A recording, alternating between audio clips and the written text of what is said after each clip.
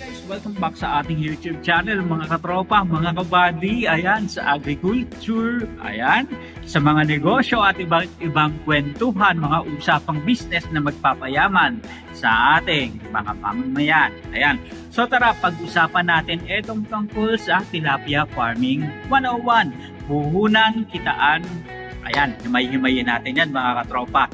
So, simulan natin. Bakit nga ba tilapia ang magandang negosyo na dapat pasukin ngayong 2026? Ayan. So guys, aminin na natin na mahal ang mga bilihin ngayon. Pero alam nyo ba na sa likod bahay nyo pala, maliit man o malaki o kahit na simple na may bakanting lote, ay pwedeng lumangoy ang pera? Pag-usapan natin ang tilapia farming.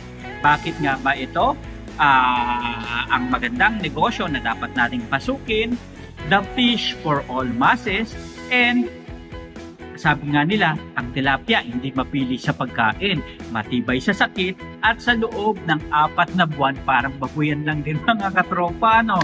Pwede nang i-harvest at pwede ka nang kumita at magkapera ngayong 2026. Mas pinadali na rin ng technology. Ayan. Dahil nga marami ng mga bagay na pwede tayong gawin at pamamaraan na pwede nating i-implement sa ating negosyong aquaculture tulad ng pagtitilapia, na may himayin natin mga katropa. Ano nga ba yung mga pagkakagastusan ko dito and paano ako kikita and magkano ba yung possible na pwede kong maging income sa pag-aalaga ng tilapia? Eto na, simulan muna natin mga katropa dun sa mga backyard farmer backyard na magtilapia. Ibig sabihin nito mga katropa, saan mo ba ilalagay kung may lupa ka, maghukay ka sa earthen fan, pero kung wala naman, uso na ngayon yung tarpaulin tanks. So ibig sabihin mga katropa, may konting hukay lang, tapos lalagyan ng tarpaulin para yung tubig is nandun na mismo. And doon ka maglalagay ng tilapia mga katropa. So kung pag-uusapan naman natin, magkano ba ang pwedeng gastusin natin dito sa pagtitilapia? Halimbawa mga katropa, yung 100 square meters na backyard pond, kasya dito yung mahigit 500 to 800 na similya. Pero aminin na natin na etong mga ganito is hindi naman talaga nabubuhay lahat. Okay. Pag-usapan natin, setup cost ng tilapia. Sa paghuhukay pa lang at paglalagay ng tarpaulin is maaari na tayong gumastos dyan ng 5,000 to 10,000 pesos.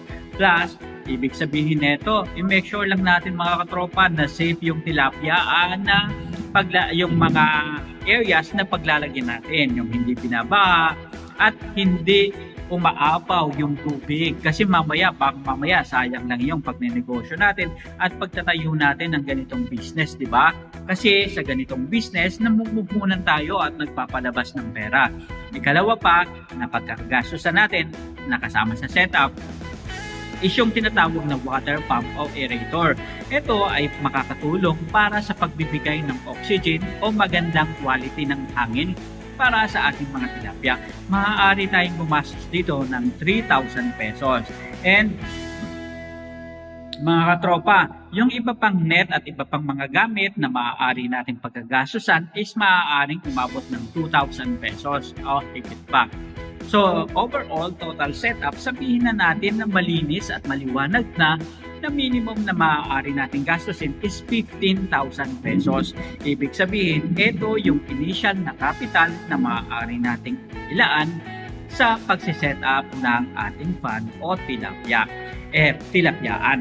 And ang ikalawa naman is puhunan sa operasyon. Ano ba yung totoong gastos sa pagpapatakbo ng tilapyaan?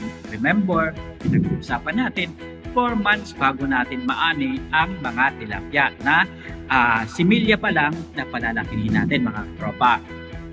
So pag-usapan natin yung monthly gastos and per cycle na gastos. Sa isang 4 cycle para sa 500 to 800 na tilapia o similya. So ibig sabihin yung similya fingerlings is 150 hanggang 2 pesos bawat isa. So 1,000 to 1,500 depende sa kung gaano kalaki yung similya ng tilapia o fingerlings na ilalagay natin sa ating mga tilapyaan. Tips: okay, bumili sa Big Bar and accredited hatcheries para mas mabilis lumaki ang ating mga alaga. Bakit ba laging nire-recommend na sa Big Bar? Kasi nga, mga katropa, sila yung mayroon talagang pag-aaral na ginawa and proper yung process na pinagdaanan yung mga fingerlings nila. Ibig sabihin, etong mga fingerlings na to, makatitiyak tayo na hindi sakitin and hindi weak. Marami kasi nagkakaroon ng namamatay yung mga nilalagay ng mga isda kasi nga nagiging sakitin at nagkakaroon ng mga iba't ibang mga virus at sakit. So yan may iwasan natin. At least kung sa Big Bar pa tayo, may bibigyan nila tayo ng idea kung ano pa yung ibang proseso na dapat natin gawin at pag-care sa ating mga tilapia o palaisdaan, mga katropa. Now, expenses number 2 is yung pagkain, feeds. Kahit sa ibang uri o aspeto ng pagnenegosyo, talagang malaking bahagi o kinakain sa budget sa pamumuhunan o pinagkakagastusan ng mga namumuhunan is yung budget sa feeds. Ito yung may pinakamalaking gastos kahit sa negosyo natin na babuyan and sa mga palayan, taniman ng mga gulay is feeds or pataba. Yan talaga, mga katropa, yung mga pinagkakagastosan natin. So dito sa aquaculture, tulad ng pagnenegosyo ng tilapyaan, halos 60% to 70% ang magagastos natin sa total ng kabuuang gastos. Ibig sabihin nito, mga katropa, yung kakainin nila na starter, grower, finisher, pellets ay kailangan nating budgetan ng 12,000 to 15,000 para sa buong cycle. Bakit kailangan gastusan at pag-budgetan ka agad? Kasi nga, mga katropa, kung hindi natin babudgetan, maaaring mauwi na maging bitin o kulang sa weight yung mga tilapia na i-harvest natin. Halimbawa, ginastos natin yung pera at wala na tayong pagpakain sa mga tilapia, then mga patpatin yung tilapia na mahuhuli at ma-harvest natin. Kaya importante na dapat naglalaan tayo ng tamang puhunan and budget para sa pagkain sa ating mga tilapia, mga katropa. Then, kuryente at tubig, maaari tayong mag-budget ng 2,000 pesos. Ibig sabihin, operating capital more or less is 18,000 bawat anihan. So suma total, mga katropa, ito yung pagkakagastusan natin. So halos kulang-kulang 18,000. So ibig sabihin naman, grand reveal na natin. Magkano naman ang pwedeng kitain dyan? Okay? Yun naman talaga yung paborito pag-usapan, di ba? Paano kami magkakapera? Paano kami kikita dyan? Magkano yung kikitain namin? So sabihin na natin na sa bawat 800 na isda, may survival rate ka na 90%. Kung talagang maganda yung pag-aalaga mo at sa Big Bar ka kumuha, then talagang makakatiyak ka na at least okay yung mortality sa yung tilapiaang. And bali may 720 ka na ng matitirang tilapia.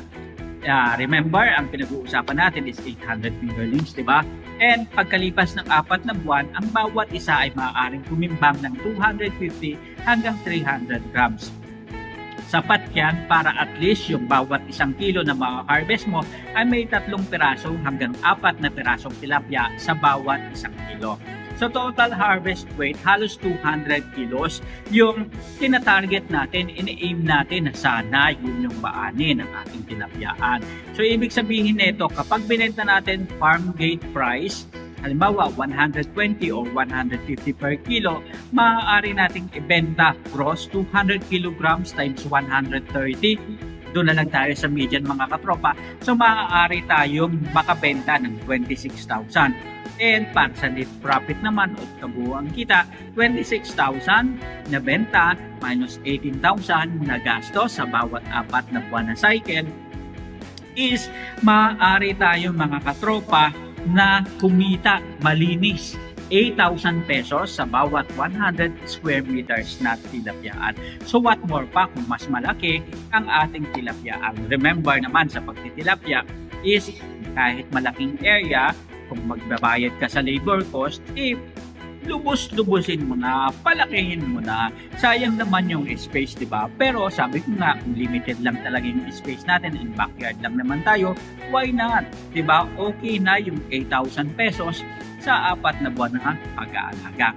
And take note pa, and pwede kang manghuli-huli pa dyan bilang pagkain mo sa araw-araw. So tips para sa tagumpay. Okay, bago kayo sumabak sa palaisdaan, ang isda ay parang baby rin yan. Kailangan ng malinis na tubig at tamang oxygen and huwag tipirin sa feeds. Kung gusto mo talagang magkaroon ng mabilis, maganda, matatabang harvest, then pakainin mo ng maayos ang iyong mga tilapia. Kaya mo pa na gawin ito. Kung kayang-kaya mo, then simulan mo na mga katropa. And make sure lang dun sa mga nais na pumasok sa negosyong ito, mag-comment kayo sa baba. And para mas marami pa kayong iba't ibang negosyo na pwedeng makita. Mga tips kung paano simulan ng iba't ibang klaseng negosyo, baka mamaya etong 2026 na ang year na magpapayaman sa iyo. So samahan niyo ako araw-araw sa Usapang Business dito po sa Kabady Mo Ko YouTube channel. Talakayan natin ang iba't ibang aspeto ng pagnenegosyo at iba't ibang mga bagay na dapat natin gawin para umunlad at masenso sa iba't ibang klase ng negosyo. Sa muli, salamat. Paalam.